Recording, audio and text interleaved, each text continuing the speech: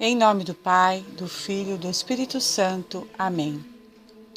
Doutrina católica, tradição e magistério. Meditação.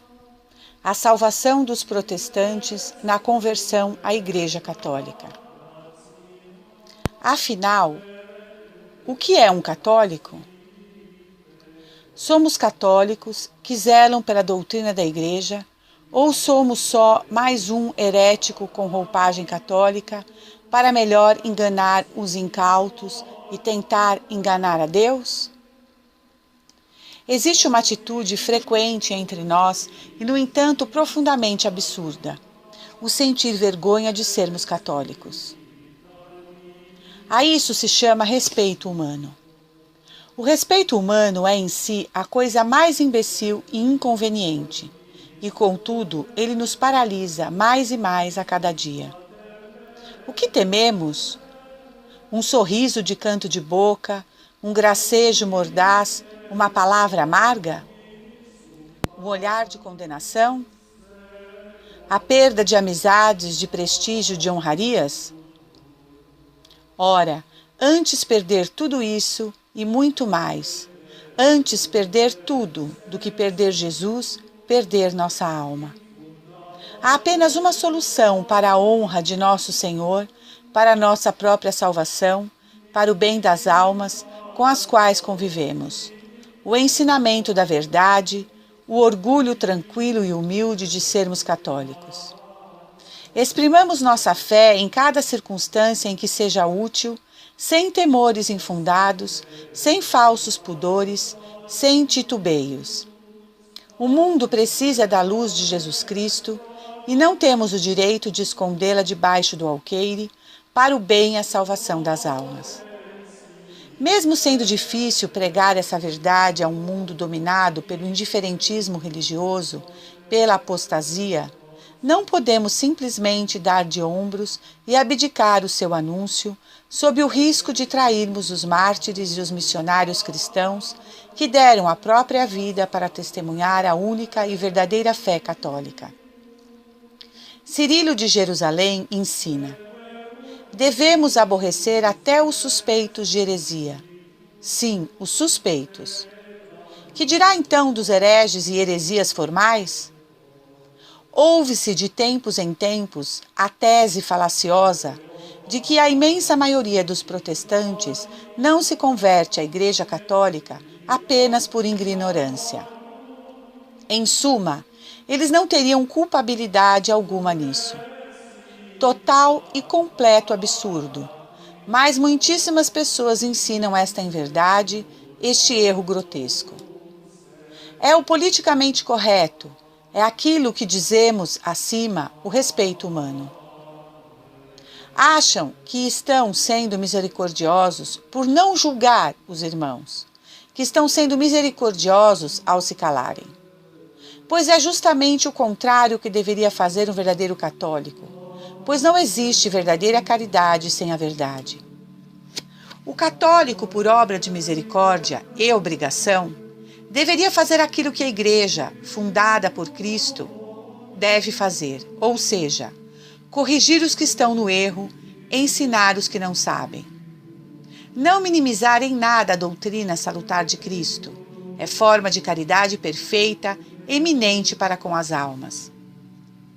Não se pode, em nome de uma malfadada referência à caridade cristã, abdicar o anúncio da verdade.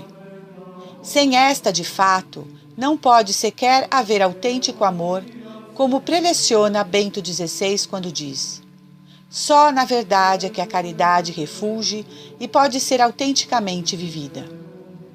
Os argumentos são igualmente ou até mais absurdos. Dizem, por exemplo: o que o protestante conhece da Igreja é uma caricatura vendida a ele por falsos pregadores que a caracterizam como mariólatra, papólatra, vendida ao mundo, corrupta, herética, contra a Bíblia e etc. Eles acreditam nesta imagem e evidentemente se afastam daquilo que lhes parece diabólico, contrário ao Evangelho de Nosso Senhor. Portanto, não o fazem por malícia, mas por ignorância. não tendo recebido um bom ensino, caem no erro por deficiência e incapacidade de conhecerem e discernirem o verdadeiro do falso.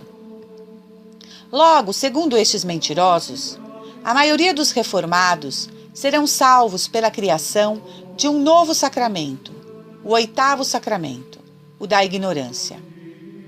De forma leviana, se estende a se perder de vista a ignorância invencível. A Igreja admite a ignorância invencível? Sim, em certos casos. Semi-pelagianismo, ou seja, otimismo demasiado na boa vontade e boa fé de pessoas que, tendo acesso a informações sobre a doutrina católica, não a buscam, na verdade, por malícia, por preguiça e por puro descaso e desprezo pela verdade.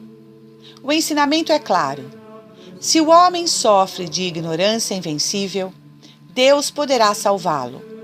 Mas quando ele sofre de ignorância invencível? O Novo Catecismo, no número 1859, tem sobre isso uma passagem interessante. A ignorância involuntária pode diminuir e até excusar a imputabilidade de uma falta grave, mas supõe-se que ninguém ignora os princípios da lei moral inscritos na consciência de todo homem. Em alguns casos, a ignorância involuntária sequer elimina o pecado, mas apenas reduz sua gravidade. E via de regra, supõe-se que todos sabem distinguir o bem do mal, o falso do verdadeiro. E se não sabem, devem buscar instruções para que saibam. Caso não busquem, são culpados. Isto é doutrina católica, pura, verdadeira. Será que protestantes estão em ignorância involuntária? Fala-se até do caso de católicos que teriam se tornado protestantes por pura ignorância sobre doutrina. Ou seja, esses teriam permanecido na igreja por anos sem buscar esclarecimento e saíram dela quando ouviram o primeiro falso profeta lhes dizer que devoção mariana é culto do demônio, logo idolatria e satanismo? Alguém que é ou tenha sido católico e que não tem e nem tenha tido, agora ou durante a época em que o foi, o zelo de buscar conhecer a fé através de uma catequese católica, da leitura de obras devotas e santas, das homilias e sermões de padres fiéis à doutrina, à tradição e magistério, do catecismo romano, pode ser mesmo tido como ignorante involuntário? Se esta pessoa nunca se interessou em saber ao certo o que a Igreja Católica ensina, por exemplo, sobre a devoção mariana, preferindo dar ouvidos a um falso pregador, ela tem mesmo boa vontade? O caso é só de ignorância inculpável? Evidente que não. Se alguém realmente crê assim, então caiu evidentemente em semi-pelagianismo, ou seja, ele reduziu consideravelmente a abrangência da ferida da natureza humana decorrente do pecado para lançar quase todo mundo num estado de bem-aventurança. Parece-nos que este falso ensinamento visa, inclusive, a legitimar o falso ecumenismo que hoje se defende com os protestantes. Nada melhor que pintá-los com a fachada de gente inocente, pobres, coitados, enganados e ignorantes, dotados de boa fé, para legitimar o diálogo ecumênico, como se bastasse lhe mostrar o verdadeiro caráter do catolicismo para que se convertessem. Um índio, impossibilitado de conhecer a igreja, estaria em estado de ignorância invencível. Um rotentote da selva africana, idem. Um aborígene australiano, também. Nunca, porém, um protestante, a não ser que ele sofra de problemas mentais que impossibilitem o reto uso da razão. De modo que nenhum protestante pode ser salvo, a não ser que se converta para a única e verdadeira Igreja de Cristo, a católica apostólica romana. Se algum católico não crê assim, não ensina assim, então ele não é católico. Não podemos nos perder pela falsa obediência. Obediência ao erro, obediência a um falso profeta herege que não nos ensina o caminho para o céu. Não combater um erro é o mesmo que aceitá-lo. Monsenhor Marcel Lefebvre também disse que Satanás deu um golpe de mestre quando disse que faz com que obedeçam a ele, pensando que estão obedecendo à Igreja. Diz a Sagrada Escritura: Amados, não creiais em todo o Espírito, mas provai se os Espíritos são de Deus, pois muitos falsos profetas se têm levantado no mundo. 1 João 4:1. Os filhos do demônio são aqueles que praticam a vontade do pai da mentira. E os protestantes, enquanto negam a única igreja verdadeira, fazem de fato a vontade do demônio, cabendo-lhes perfeitamente o título, pois é preciso considerar, em primeiro lugar, que todo aquele que não está com Cristo está contra Cristo. Assim, todo protestante que nega a verdadeira igreja instituída por Cristo está de fato contra Cristo e é, por extensão, descendente da serpente. Pois Cristo fundou uma igreja e confiou-a a Pedro e aos apóstolos. Mas como saber a culpa de cada um, que varia de acordo com o seu grau de compreensão e adesão ao erro? Isso pertence só a Deus. Nós não podemos saber. O que nós podemos fazer é refutar as falsas doutrinas protestantes e combater todo protestante que nos agrida, para a defesa da Igreja e, se possível, para a sua conversão. Pois fora da Igreja não é possível se salvar. Quanto à atuação do Espírito Santo em outras religiões, isso é completamente falso. Embora o Espírito Santo dê as graças suficientes para a conversão das pessoas em particular, não atua de forma alguma nas falsas religiões, pois isso seria autorizar o erro. Seria como se Deus, no Antigo Testamento, tivesse se manifestado nos templos pagãos, assim como se manifestava no templo judaico. Pois sabemos que os deuses dos pagãos eram demônios. Salmo 95:5. Por isso repetimos: embora as pessoas com ignorância invencível da verdade possam se salvar fora dos limites visíveis da Igreja, batismo de desejo, é difícil, senão impossível, que isso ocorra com os protestantes, sempre cheios de orgulho e de Bíblia em punho, pois eles têm toda a possibilidade de conhecer a doutrina verdadeira e se recusam, consciente e livremente.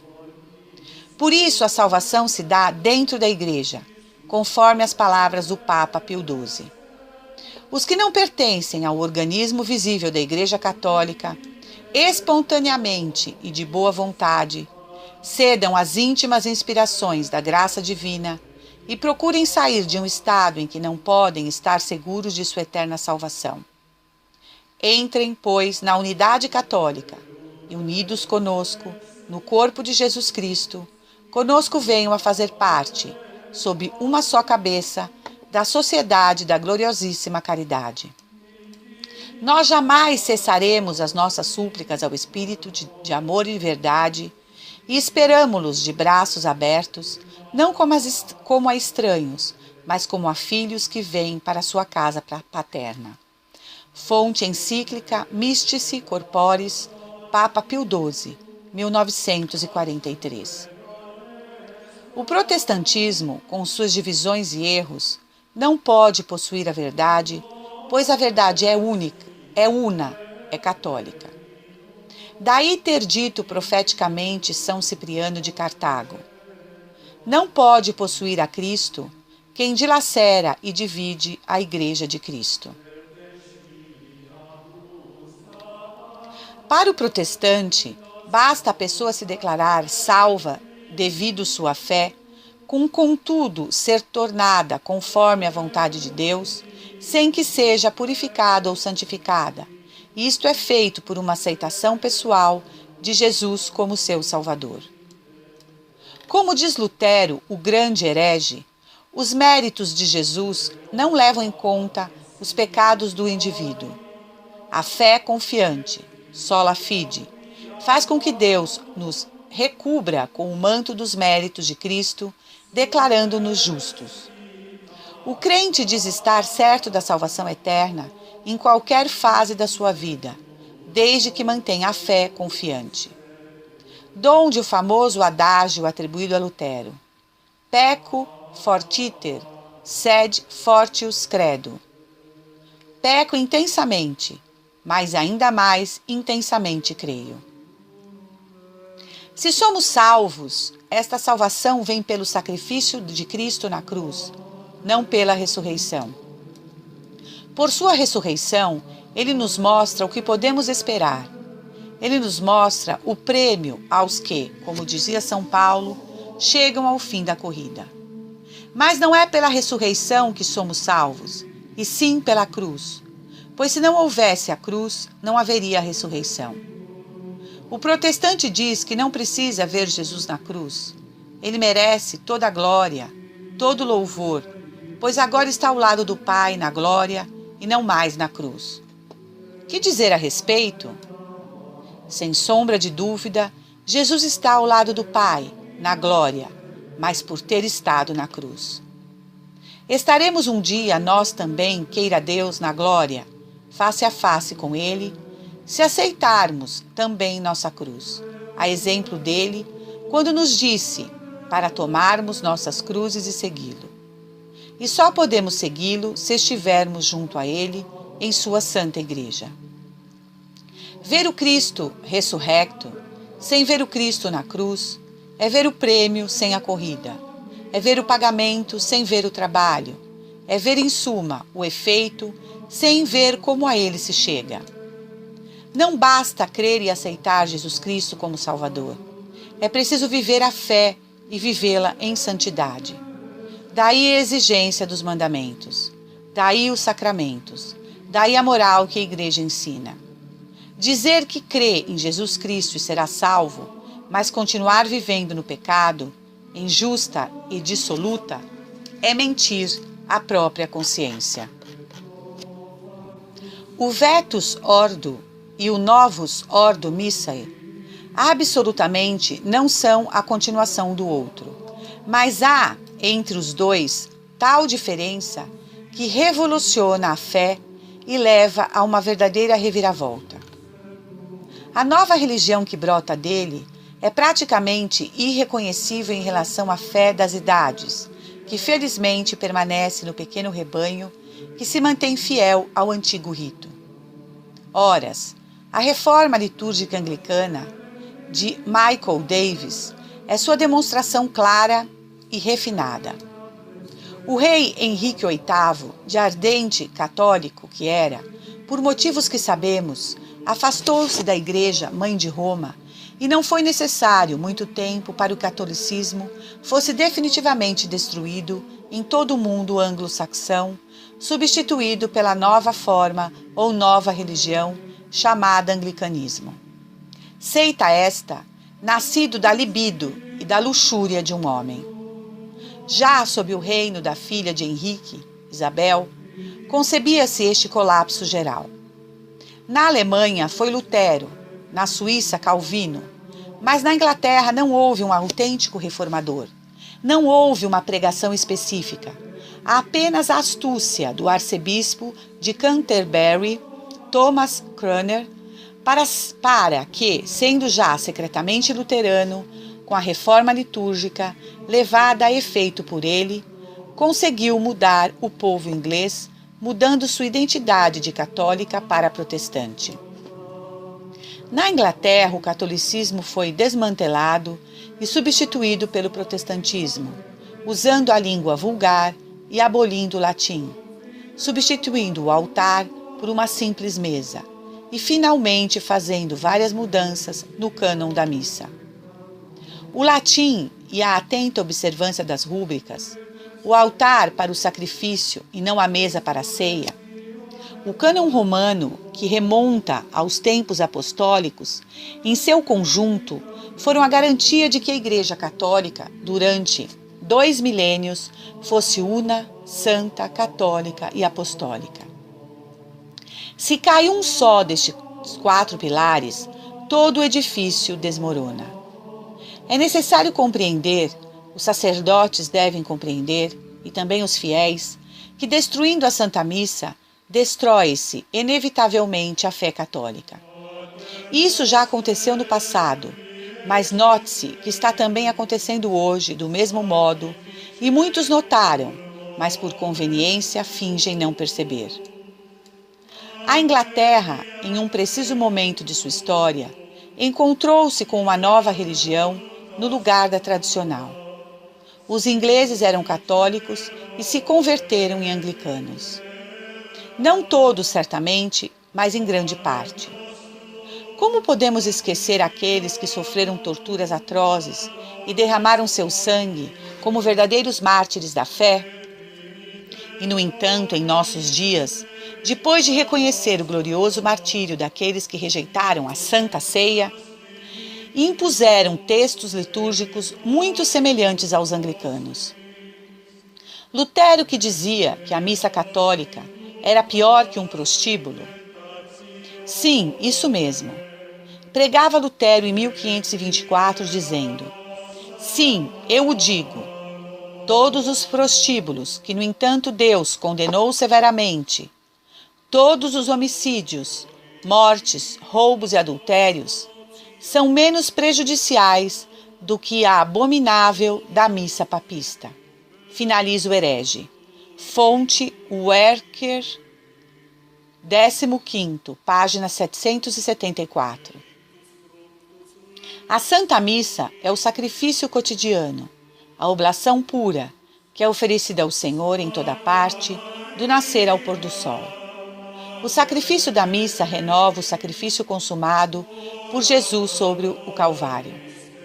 Acolhendo a doutrina protestante, se dirá que a missa não é um sacrifício, mas somente a Santa Ceia, ou seja, a recordação de Jesus na sua última ceia. Toda a virtude sobrenatural da Santa Missa provém de sua relação com o sacrifício da cruz.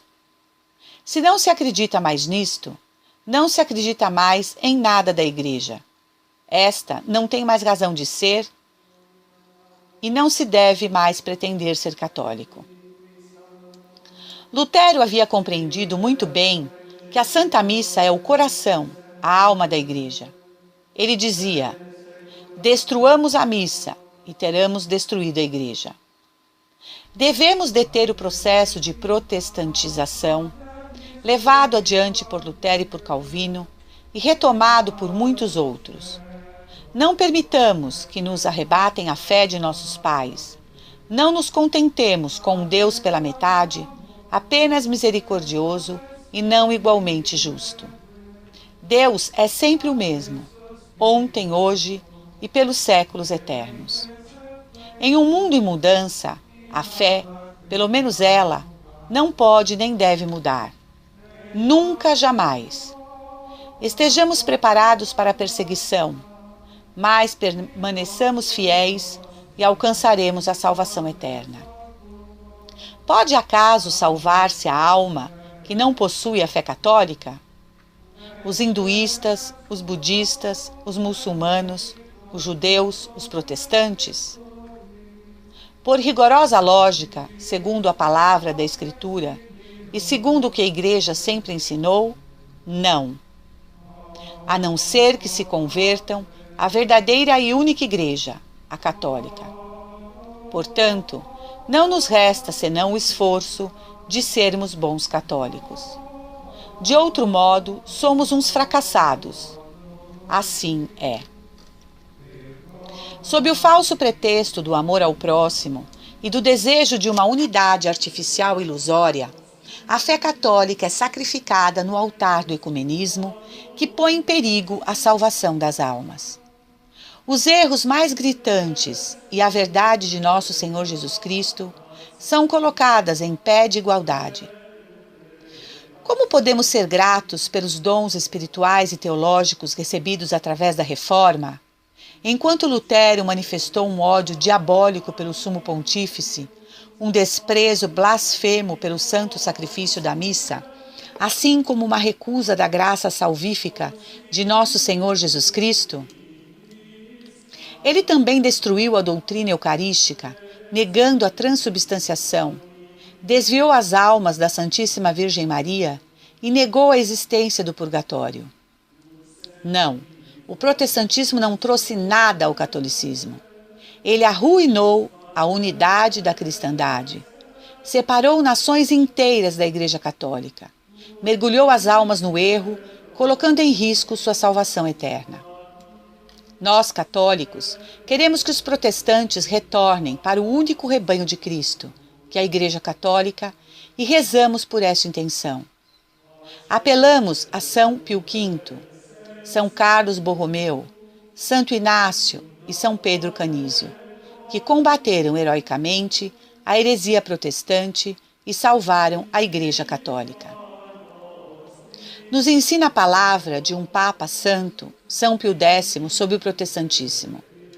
Diz o Papa: esses inovadores da grande heresia protestante, rejeitando a tradição divina, reduzindo toda a revelação somente à Sagrada Escritura e subtraindo a mesma Sagrada Escritura ao legítimo magistério da Igreja, para entregá-la insensatamente à livre interpretação do espírito privado, demoliram todos os fundamentos da fé, expuseram os livros santos às profanações da presunção e da ignorância e abriram a porta a todos os erros. O protestantismo é o compêndio de todas as heresias que houveram antes dele, que houve depois e que podem ainda nascer para a ruína das almas. O protestantismo é apenas um amontoado, o mais monstruoso, de erros privados e individuais, recolhe todas as heresias e representa todas as formas de revolta contra a Santa Igreja Católica. O concílio que condenou o protestantismo foi o Sacrossanto Concílio de Trento. Ferido com esta condenação, o protestantismo viu desenvolverem-se os germes de dissolução que levava a seu viciado organismo. Fonte Catecismo Maior de São Pio X, páginas 225 e 226. Não é possível conciliar o indiferentismo, que é a heresia que nega a necessidade da Igreja para a salvação, com a fé dos apóstolos que atravessaram continentes e oceanos para anunciar o Evangelho aos pagãos, com a fé de São Francisco Xavier, que viajou ao Oriente para converter os povos que não conheciam a Cristo, ou com a fé dos missionários jesuítas, que evangelizaram o Novo Mundo a um alto custo, enfrentando desafios tremendos para trazer os povos indígenas à fé cristã. Todo o sacrifício dos missionários e mártires católicos para evangelizar outros povos está fundado na convicção da necessidade da Igreja Católica para a salvação do homem. Na carta do Santo Ofício ao arcebispo de Boston, de 8 de outubro de 1949, lemos: entre as coisas que a Igreja sempre pregou e nunca deixará de pregar, está também a afirmação infalível que nos ensina que fora da Igreja não há salvação. Atente-se à palavra infalível no texto. A expressão fora da Igreja não há salvação não é uma mera opção pastoral da Igreja em um determinado momento da história, que ela pode abandonar a qualquer instante. Trata-se de um ensinamento constante do magistério, retirado da tradição. Encontra-se em escritores como Inácio de Antioquia, Irineu de Lyon, Orígenes e Cipriano de Cartago, afirmado pelo Quarto Concílio Lateranense e reafirmado pelo Concílio de Florença, que disse que a Igreja sempre pregou e nunca deixará de pregar. Não escondamos vergonhosamente nossa fé. Não temamos manifestá-la para não merecer a condenação de Cristo. Quem se envergonhar de mim e das minhas palavras, também o Filho do Homem se envergonhará dele, quando vier na sua majestade. Lucas 9:26. Para que o homem se salve, então, ele deve incorporar-se a Cristo. Precisa entrar em seu corpo, que é a Igreja. Atos 22:8, Romanos 12:5, 1 Coríntios 12, de 12 a 30, Colossenses 1:18. Reencontremos esse transbordamento de alegria de sermos salvos pela graça de Cristo, através de sua Igreja, e de oportunamente exprimi-lo com desembaraço. Como diz Santo Inácio, se o soldado fala espontaneamente da guerra, e se o mercador fala de seu comércio, e o apaixonado daquela que ama, será normal ao católico falar facilmente de seu amigo, de seu benfeitor, de seu Redentor, de seu Deus, de nosso Senhor Jesus Cristo. Quanto mais intensa a luz, mais as trevas recuam. Quanto mais a vida católica brilhar publicamente, mais as sombras da apostasia dissiparão. Façamos, pois, reviver em nós este brilho simples de sermos católicos. Sou católico, eis a minha glória, minha esperança, a minha salvação. Meu canto de amor e de vitória, eu sou católico, eu sou católico. Louvado seja nosso Senhor Jesus Cristo, para sempre seja louvado. Salve Maria, viva Cristo Rei. Senhor, dai-nos a fortaleza dos mártires. Em nome do Pai, do Filho e do Espírito Santo. Amém.